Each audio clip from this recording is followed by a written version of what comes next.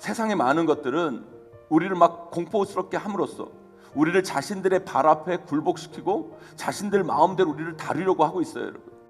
그리고 우리를 하나님으로부터 멀어지게 만들고 있어요, 여러분. 그 공포에 끌려다는 인생이 아니라 그 공포를 잘 이겨내시는 분들이 되기를 주님의 이름으로 간절히 소망합니다. 우리에게 다가오는 그 공포를 잘 대처하기 위해서 우리는 어떻게 해야 될까요? 첫째요, 공포의 크기를 제대로 분별하고 잘 대처해 나가야 돼요. 공포에는요, 크기가 있다는 거예요. 그 공포의 크기를 잘 분별하고 그 공포만큼으로 잘 대처해 나가지 않으면 우리는 때로는 그 공포보다 더 큰 걱정을 하게 되고요, 때로는 그 공포에 제대로 반응하지 못해 더 큰 화가 일어나는 경우를 종종 보게 된다는 거예요. 그 공포의 크기를 잘 분별하고 잘 대처해 나가시기를 간절히 소망합니다. 두 번째로요, 나의 삶을 결정짓는 것은요, 나와 다른 것에 있는 것이 아니라 오직 하나님께 있음을 여러분 아셔야 된다는 거예요. 내가 내 인생을 통제할 수 있다? 여러분 착각하지 마세요. 우리보다 크신, 우리보다 확실하신 그 하나님께 우리 삶의 통제권을 맡기고 그분이 우리 삶을 책임지사는 분명한 확신 가운데 서면 우리는 우리에게 다가오는 어떤 공포도 이겨낼 수 있어요, 여러분.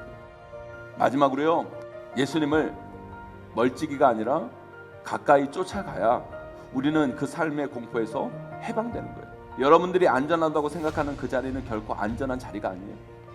우리 크리스찬의 가장 안전한 자리는 다른 곳이 아니라 예수님 곁입니다. 예수님 가까이에요. 예수님 옆입니다, 여러분. 예수님과 같이 있는 거예요. 예수님과 가까이 동행하는 분들이 되기를 소망합니다. 그것이 바로 이 공포 많은 세상 속에서 승리하는 길이에요. 홈쇼핑에서 보면 쇼 호스트들이 이런 소리를 자주 합니다. 매진 얼마 안 남았습니다. 어디에서도 다시는 이런 가격으로 이 물건을 만나보실 수 없습니다. 오늘이 마지막 기회, 마지막 찬스입니다. 이런 식으로 쇼호스트들이 많이 이야기하는 것을 보게 됩니다. 그러면 당장 필요 없는 물건도 괜히 이번에 안 사면 안 될 것 같은 마음이 막 생기고 어느 순간 나도 모르게 이미 핸드폰을 누르고 있는 나를 발견하게 됩니다. 또 강남 대치동 학원가에서 부모들에게 하는 주요 멘트들이 있습니다. 이거 초등학교 때부터 하는 겁니다. 이거 거의 다 지금 하고 있습니다. 이거 안 하는 아이 없습니다. 지금도 늦은 겁니다. 그러면 이걸 듣는 부모나 학생들은 두렵죠. 두렵습니다. 아니 다 하고 있는데 우리 아이만 안 하고 있나? 우리 아이만 이거 안 해서 뒤처지는 건 아닌가? 나중에 안 해서 문제가 생기는 건 아닌가? 이런 걱정이 들면서 나도 모르게 등록을 하게 되죠. 또 은행이나 보험회사 그런 곳에서 연금보험을 들라고 하면서 하는 이야기가 있어요. 늙어서 자식들에게 손 벌리실 겁니까? 자식들에게 부담 안 주기 위해서라도 이건 꼭 드셔야 됩니다. 이런 것들이 대표적 공포 마케팅이라고 할 수 있습니다. 상대방에게 불안, 공포, 걱정을 심어주어서 이걸 구매하지 않으면 안 되게 만드는 판매 전략을 우리는 공포 마케팅이라고 합니다. 그런데 이 세상 속에서는요, 물건을 판매하는 데만 이 공포를 사용하지 않아요. 정치에서도 공포가 사용되어집니다. 요즘 대선 전국 아닙니까?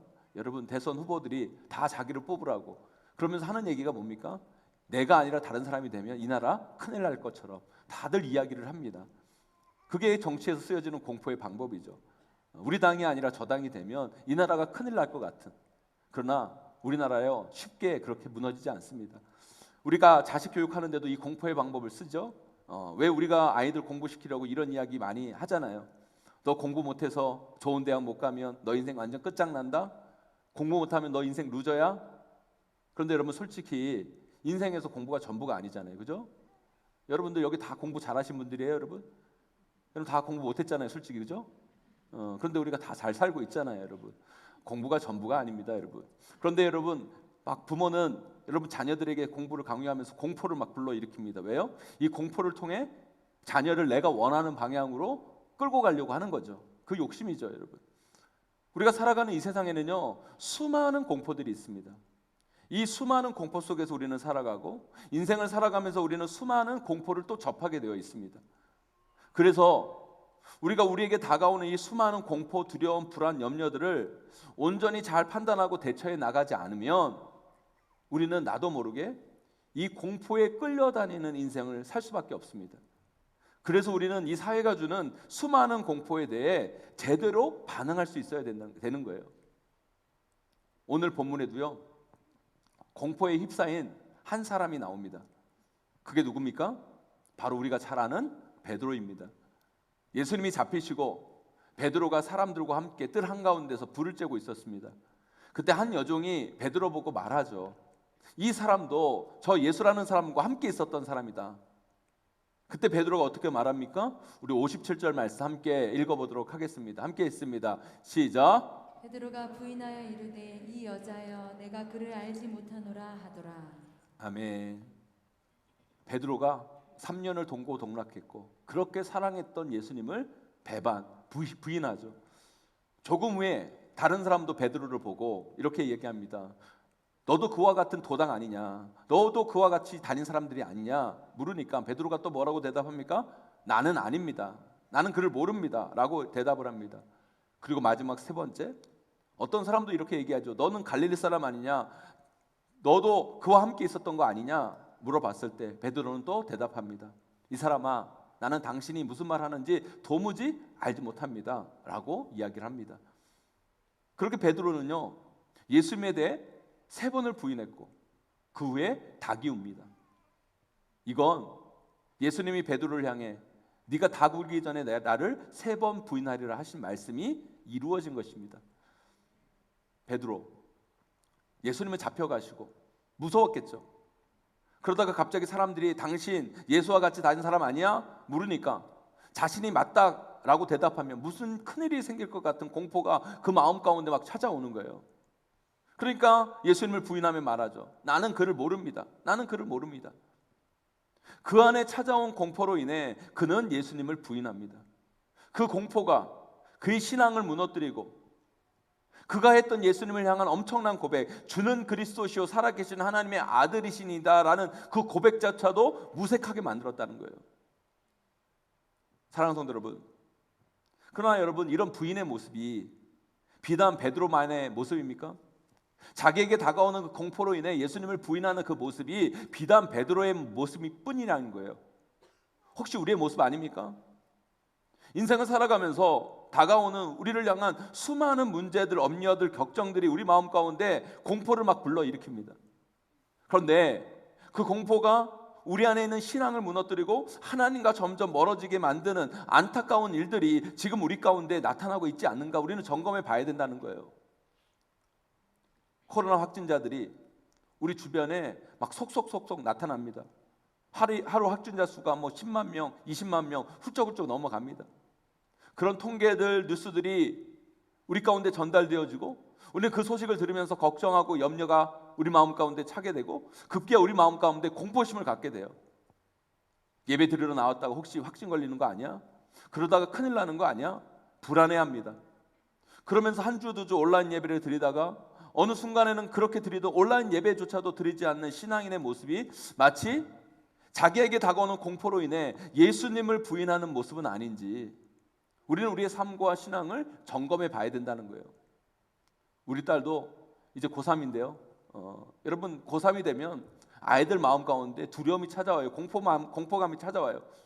그건 아이뿐만 아니라 부모 마음에도 공포감이 찾아오죠. 좋은 대학 가야 될 텐데, 그죠? 좋은 대학 가려면 공부를 해야 될 텐데, 주일날 막 학원이 문을 엽니다. 그래서 다른 아이들은 다 학원에 가서 공부를 합니다. 그런데 교회 다니는 아이들은, 신앙이 있는 애들은 주일날 와서 예배를 드려야 돼요. 그 속에서 그 공포감이 우리를 자꾸 위협하죠. 제가 공부하고 있을 때 나는 여기에 오면 나는 혹시 쟤들보다 좋은 학교를 못 가지 않을까? 내가 원하는 대학보다 좀 떨어진 대학을 가지 않을까? 그런 공포감이 막 듭니다.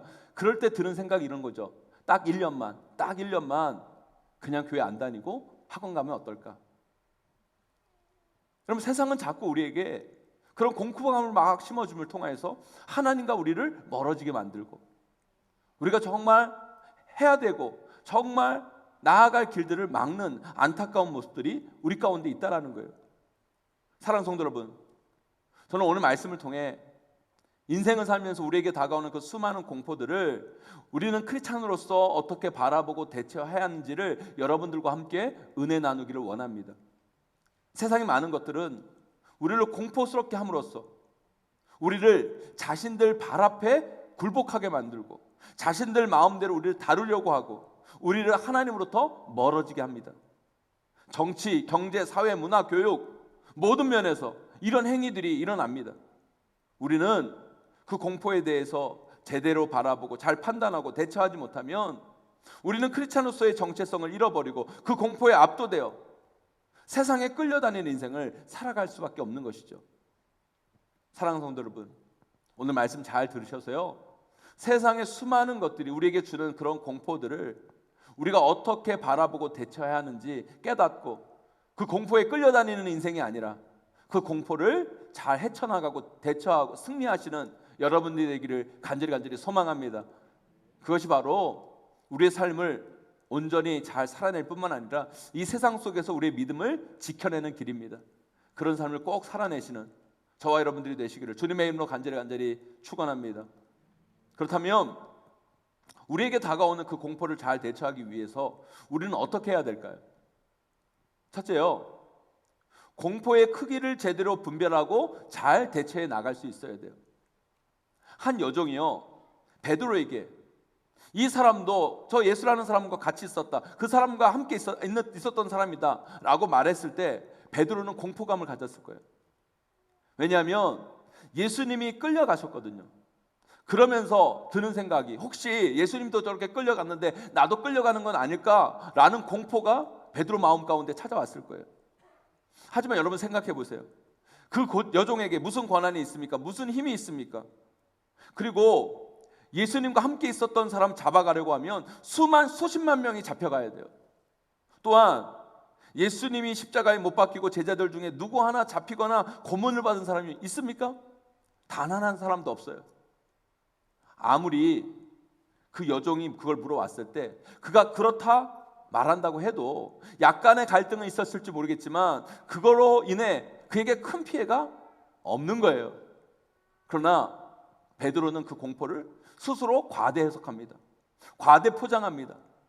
결국 그것이 예수님을 부인하게 만든 원인으로 작동했던 거예요. 사랑하는 성도 여러분, 이 세상을 살아가면서 이 공포 속에서 살아가는 우리의 모습에서 이런 일들이 얼마나 많이 벌어지고 있는지 몰라요. 제가 아까 말씀드렸잖아요. 홈쇼핑에서 물건을 팔 때 막 매진 임박입니다. 이런 가격으로는 다시 이 물건을 살 수가 없습니다. 마지막 기회입니다. 그런 소리를 들으면 그걸 가지고 사람들이 과대해서 과대 포장을 해요. 매진되면 못 살 텐데, 이거 못 사면 어떡하지? 다시는 이 가격으로 안 판다는데 나중에 더 비싸게 사면 어떡하지? 아니요, 그러면 안 사면 되죠. 매진되면 안 사면 되고, 이런 가격으로 다시 물건을 살 수 없으면 안 사면 되는 거예요. 그건 당장 우리에게 필요도 없어요. 우리가 속지 말아야 되는데 우리는 나도 모르게 속아요. 왜요? 우리가 그것들을 과대 해석하고 과대 포장하기 때문에. 제가 여기서 여러분들에게 우리에게 다가오는 모든 공포들이 다 가짜고 잘못된 거고 그것에 속지 마라 말씀드리는 게 아닙니다. 네, 인생을 살면서 우리에게 다가오는 공포들이 얼마나 많습니까, 여러분? 맞아요. 공포스러운 게 맞아요. 하지만 그 공포의 크기를 잘 분별해서 딱 그 크기만큼만 걱정하고 염려하고 딱 크기만큼만 대처해 나가는 지혜가 우리 가운데 필요한데, 우리는 그렇지 아니하고 그 공포를 과대해서 과대 포장해서 그 공포에 압도되어 끌려다니는 인생으로 사는 게 얼마나 많은지 모른다는 거예요. 여러분 잘 보세요. 오미크론 확진자가 막 10만, 20만 막 느니까 우리가 얼마나 공포심을 느낍니까? 네, 맞아요. 걱정이 되죠. 왜 안 되겠어요? 그리고 우리가 조심하고 잘 대처해 나가야 돼요. 하지만 우리 이거 아셔야죠. 오미크론 침묵률이요 0.08%예요. 그것도 60대 이하 백신 접종자의 치명률은요 0%입니다. 근데 여러분 계절 독감의 치명률이 얼마인 줄 아세요, 여러분? 0.05%에서 0.1%예요. 이런 계절 독감이 오미크론보다 더 커요. 그런데 왜 우리는 계절 독감은 걱정을 안 하고 오미크론 할까요, 여러분? 이 공포의 크기의 분별이 잘 안 되고 있는 거예요. 제가 여기서 말씀드린 게 이거 아무것도 아니다, 조심하지 말자, 방역을 다 풀자, 이런 말씀을 드리고 있는 게 아니에요. 우리에게 다가오는 공포들이 있죠. 이 공포의 크기를 잘 분별해서 딱 그만큼만 걱정해야 여러분들이 이 세상 앞에 끌려다니는 인생, 사람들 말에 휘둘리는 인생, 정말 중요한 것을 놓치지 않는 인생이 된다는 것을 제가 말씀드리고 싶은 거예요, 여러분. 여러분 인생 가운데, 여러분 가운데 수많은 공포들이 찾아와요. 그것을 여러분들이 제대로 그 크기를 분별해내지 못하면 여러분 사람들에게 주는 그 공포가 여러분들을 끌고 가는 거예요. 여러분이 여러분의 인생을 끌고 가는 게 아니라 그 공포가 여러분의 인생을 끌고 가는 거라는 거예요. 그런데 이 공포라는 것은요, 비단 세상만 주는 건 아니죠. 성경 말씀도 우리에게 공포를 줄 때가 있어요. 이런 거죠. 우리 인간 모두는 다 죽습니다. 죽어서 우리는 모두 심판대에 서게 될 것입니다. 그리고 그 심판대에서 예수 그리스도를 믿지 않는 자는 영원히 꺼지지 않는 지옥불에 들어가게 될 것입니다. 어떻게 보면 이것도 공포죠, 여러분. 어떤 사람들은 이렇게 얘기할 수 있습니다. 교회가 공포를 조장하여서 사람들 예수 믿게 하는 수작이다, 이렇게 이야기할 수도 있을 거예요. 네, 맞아요. 그 공포를 통해 우리는 예수님을 믿어야 돼요. 왜요? 그 공포는 사실이니까. 그 공포는 엄청난 공포니까. 치명적 공포니까. 여러분, 우리가 죽는다는 건 누구도 부인할 수 없는 사실 아닙니까, 여러분? 우리는 죽습니다. 죽으면 끝이 납니다. 그때 우리의 영혼이 결정되는 거예요. 거기서 결정되는 공포의 크기는 결코 작지 않아요. 그것은 우리 인생을 결정짓는 공포라는 거예요. 그 공포를 간과하면 우리는 정말 멸망합니다. 제가 신대원 다닐 때 설교학 수업을 들었는데, 그 설교학 수업 중에 이제 전사님들 중에서 몇몇 이제 앞에 나와서 설교할 사람들을 이렇게 정해서 몇몇 사람들이 이렇게 설교를 하게 했어요. 근데 한 전사님, 특이한 전사님이 나왔는데요. 갑자기 이 전사님이 뭘 가지고 나왔냐면, 토치 아시죠, 여러분? 이렇게 뭐 부탄가스 이렇게 있고 이렇게 딱 꽂아 있으면 여기에 불 막 나오는 그 토치 같은 걸 갖고 오신 거예요. 그리고 갑자기 여기다가 딱 키면서 토치에 불을 비치니까 불이 막 나오는 거예요. 그러면서 하는 얘기가, 지옥불은 이것보다 몇만 배, 몇십만 배 더 뜨겁습니다. 공포죠. 공포죠. 여러분, 제가 여러분들에게 말씀드리고 싶은 거는요, 공포에도 크기가 있다는 거예요. 크기가 있어요. 그 공포만큼으로 대처해 나가지 않으면 우리는 때로는 그 공포보다 더 큰 걱정을 하게 되고요, 때로는 그 공포에 제대로 반응하지 못해 더 큰 화가 일어날 수 있다는 거예요. 사랑하는 성도 여러분, 인생을 살아가면서 우리에게 다가오는 수많은 공포들이 있잖아요. 여러분, 병원에 가서 진단을 나왔는데, 여러분, 그것이 뭐 암이라든지 심장병이라든지 뭔 진단이 나와요. 그럼 우리 마음 가운데 찾아온 거 뭡니까? 그냥 암이 걸리고 그냥 심장병이 찾아왔는데 그거대로 받아들이지 못하고 이러다가 죽는 거 아니야? 라고 생각한다는 거죠. 그러면서 자꾸 우리가 그 공포에 끌려다니는 인생이 되는 거예요. 아니요, 그 병 이꼴로 죽음이 아닙니다. 그런데 우리는 자꾸 그 병 이꼴로 죽음으로 여기면서 자꾸 그 공포에 나를 내어놓는 안타까운 인생을 살아가게 된다는 거예요. 인생을 살면서 우리에게 다가오는 수많은 공포들, 여러분, 그 공포의 크기를 잘 분별하고 잘 대처하셔야 여러분 인생이 하나님 기뻐하시고 하나님 원하시는 삶으로 나아갈 수 있어요. 정말 우리가 두려워할 것을 두려워하고 우리가 가벼이 여겨야 할 것들을 가벼이 여겨 나갈 때 우리는 잘못된 공포에 무서워 끌려다니는 인생이 되지 않을 뿐만 아니라 정말 우리가 경각심을 가지고 대처해야 할 공포에 대해 잘못 대응하지 않을 수가 있는 거예요. 여러분, 인생에 다가오는 그 많은 공포들을 제대로 바라보고 온전히 대처해 나가기를 주님의 이름으로 간절히 축원하고 축복합니다. 두 번째요, 나의 삶을 결정짓는 것은 나와 다른 것이 아니라 오직 하나님께 있음을 여러분 기억하셔야 된다는 거예요. 사람들이요, 어떨 때 공포를 세게 느끼는지 아세요? 내가 통제할 수 없다고 느낄 때 그 공포는 우리에게 더 세게 다가오는 거예요. 공황장애가 여러분 뭔지 아십니까?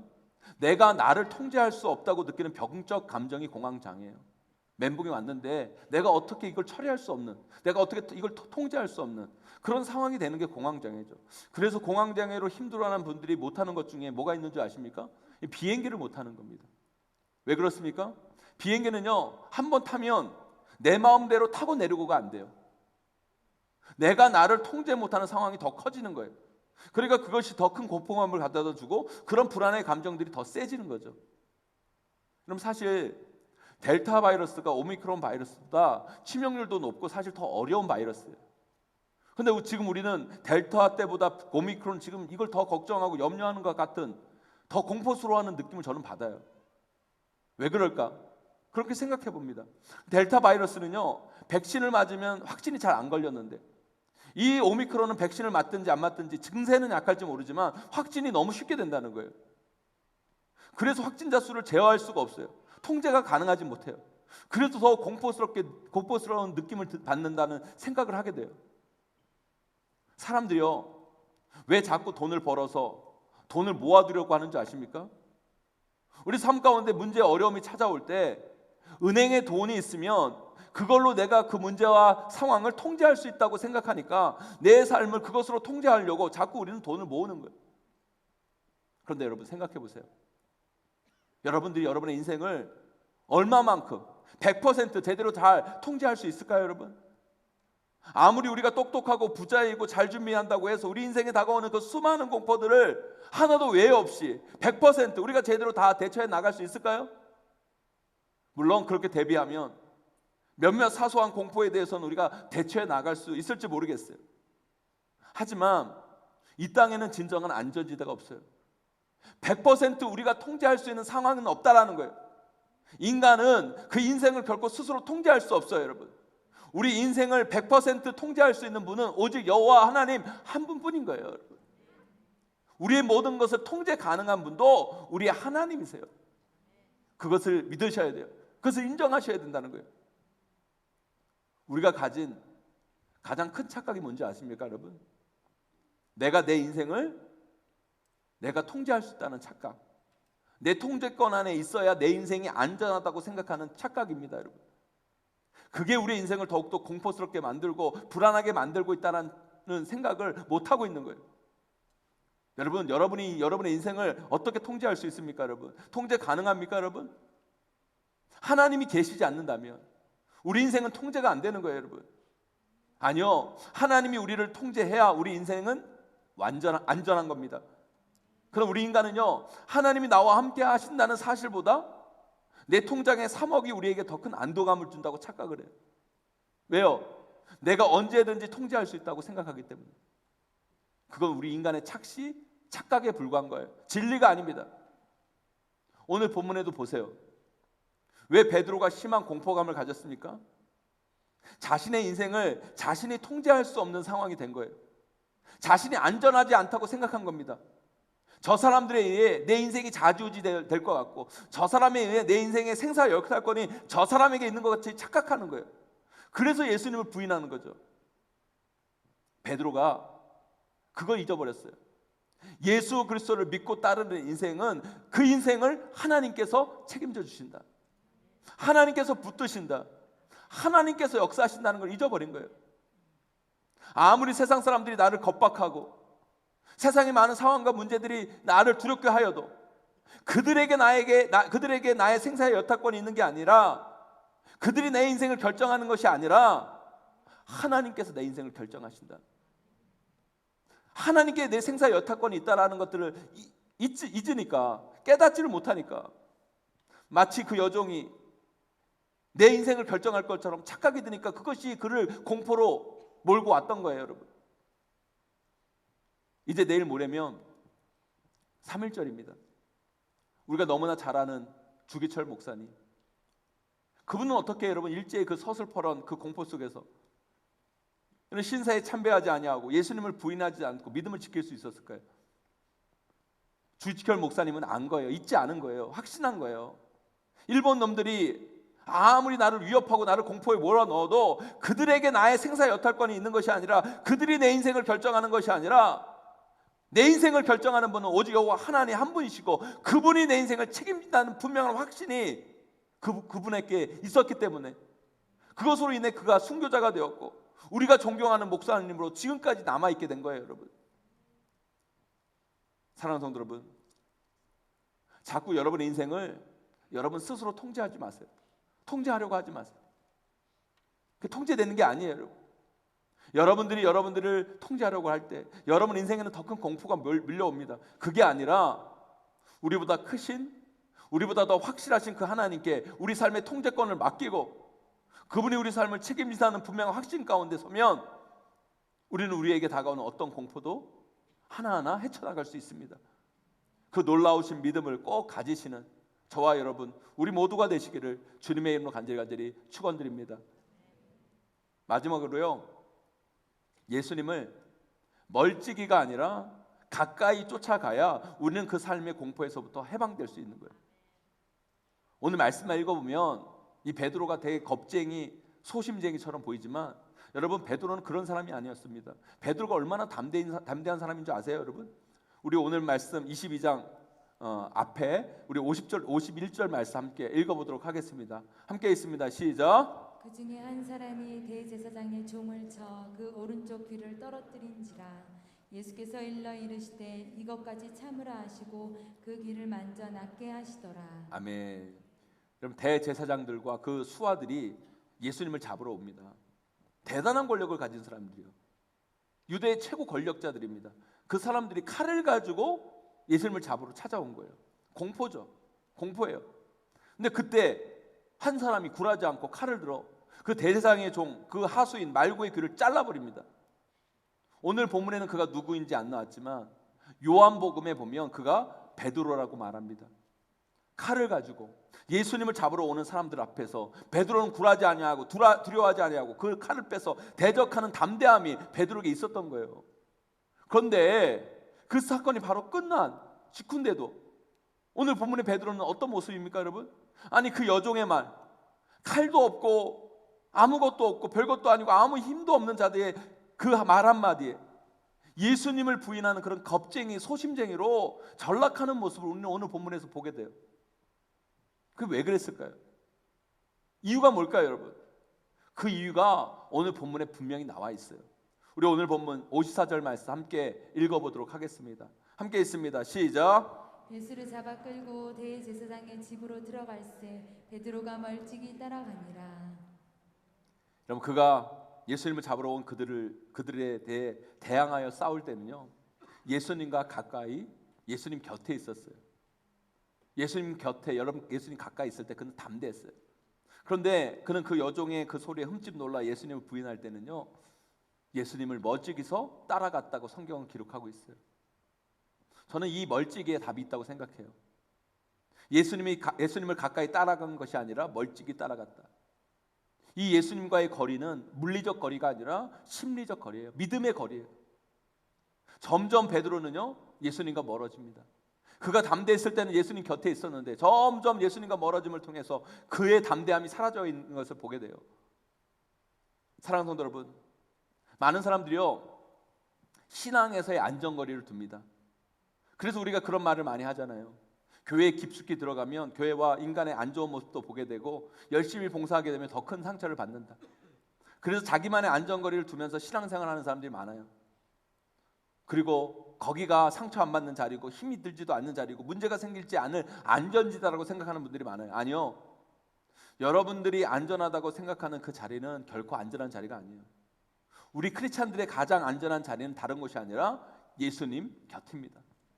예수님 가까이입니다. 예수님 옆입니다. 예수님과 동행할 때 우리는 가장 안전합니다. 여러분, 그거 아십니까, 여러분? 죽는 사람의 62% 대부분이 다 어디서 죽는지 아세요, 여러분? 죽는 사람의 62%가 다 침대에서 죽습니다. 인간이 가장 안전하고 편안하다고 생각하는 그 자리가 죽음의 자리인 거예요. 이 세상의 삶에 물리적 안전지대는 없어요, 여러분. 오직 우리가 예수님과 가까이 있는 그 자리가 우리 삶의 안전지대인 거예요. 우리가 개인으로서 삶을 살아가면서 가정에서, 직장에서, 또 교회에서 우리에게 얼마나 수많은 일들이 일어나고 그것이 우리를 두렵게 하고 우리에게 밀려오는 공포감들이 있잖아요. 그때 그것을 이길 수 있는 방법은 우리가 생각하는 더 안전한 곳으로 도망치는 것이 아니라 우리가 예수님 곁으로 나아가는 거예요.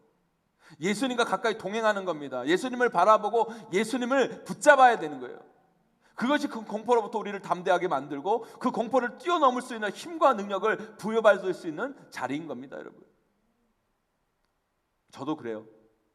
목회를 하다 보면 목사지만 하나님을 믿는다고 말하지만 제 마음 가운데 수많은 공포가 밀려와요. 이거 어떡하지? 이거 어떻게 해결하지? 뭘 하지? 수많은 공포가 나를 위협합니다. 그때 제가 해결하는 방법은 다른 게 아니에요. 예수님께 더 가까이 나아가는 거예요. 더 간절히 예배하고 더 뜨겁게 기도하고 더 깊게 말씀을 읽어나갈 때 거기서 나도 모르는 삶의 담대함이 생기고 하나님으로부터 오는 용기와 힘이 나에게 주어지는 것을 보게 돼요. 교회 건축을 하면서 정말 수많은 공포들이 제 마음 가운데 다가왔어요. 많은 목사님들이 우리 교회를 방문하면서 그런 얘기를 하세요. 젊은 목사가 이 건축을 어떻게 했느냐. 그러면서 하는 얘기가 있어요. 목사는 두 종류의 목사가 있다. 건축을 해본 목사와 건축을 안 해본 목사가 있다. 그러면서 이 힘든 건축을 어떻게 했냐라고 저에게 이야기를 하세요. 그러면 제가 대답은 잘 못하고 하나님의 은혜로 했어요 라고 대답을 하지만 그 은혜 안에 모든 게 답해져 있어요. 여러분, 수많은 공포가 내 마음 가운데 옵니다. 그럴 때 이걸 내가 어떻게 해야지, 어떻게 해결해야지, 그게 아니라 그럴 때일수록 하나님께 더 가까이 나아가는 거예요. 더 간절히 예배하고 더 뜨겁게 기도하고 더 깊게 말씀을 읽을 때 나도 모르는 담대함이 막 생기면서 하나님부터 오는 용기와 힘이 나에게 주어지는 것을 보고 그것을 통해 하나하나 그 문제를 돌파하고 나아갈 때 하나님이 이끄신 것들을 삶에서 보게 된다는 거예요. 사랑하는 성도 여러분, 예수님을 멀찍이 서서 따르는 자들이 아니라 예수님과 가까이 동행하는 분들이 되시기를 바랍니다. 여러분, 예수님을 멀찍이 서서 따라가면 아무리 우리가 예수 그리스도를 믿는다 할지라도 여러분, 우리는 여전히 두렵고 여전히 공포스럽고 그 공포에 끌려다니는 인생이 될 수밖에 없어요. 그러나 우리가 부족하고 연약하여도 예수님과 가까이 동행하고 예수님이 내 옆에 있다고 확신하면 어떤 공포도 우리는 이겨낼 수 있습니다. 여러분, 그것이 이 공포 많은 세상 속에서 승리하는 길입니다. 여러분, 그것을 놓치지 않는 저와 여러분, 우리 모두가 되시기를 주님의 이름으로 간절히 축원합니다. 이제 말씀을 맺습니다. 세상은요, 끊임없이 우리를 공포로 몰아넣습니다. 이 공포에 대해 우리가 어떻게 대처하느냐에 따라 우리의 삶이 달라집니다. 그러기 위해 오늘 말씀을 꼭 기억하세요. 첫째요, 공포의 크기를 잘 분별하고 그에 맞게 대처해 나가야 돼요. 공포에도 크기가 있어요. 그걸 잘 분별하지 못하면 그 공포에 끌려다니는 인생이 됩니다. 그 공포만큼만 걱정하고 그 공포만큼만 염려하세요. 그런 지혜를 하나님께 간구하세요. 두 번째, 우리 삶을 결정짓는 건 그 공포가 아닙니다. 우리 생사 여탈권이 그들에게 그 상황에 있는 게 아닙니다. 여러분, 우리 하나님이 우리 삶을 결정하시고 우리 하나님만이 우리의 생사 여탈권을 갖고 계시고 하나님만이 우리를 지키시는 거예요. 여러분, 그것을 믿고 우리가 그 어떤 공포에도 이겨나가는 믿음의 성도들이 되셔야 됩니다. 마지막으로, 예수님과 멀찍이 떨어져 있으면 우리는 그 공포에 대해 겁쟁이가 되지만 예수님과 가까이 있으면 우리는 그 공포 앞에 담대해질 수 있습니다. 늘 예수님과 동행하고 예수님이 내 옆에 있다는 사실을 잊지 않고 살아가는 여러분들이 되시기를 바랍니다. 오늘 말씀 꼭 기억하시고 우리에게 다가오는 이 공포들을 여러분 잘 이겨내시고 극복해 나가시는 저와 여러분, 우리 모두가 되시기를 주님의 이름으로 간절히 축원하고 축복합니다.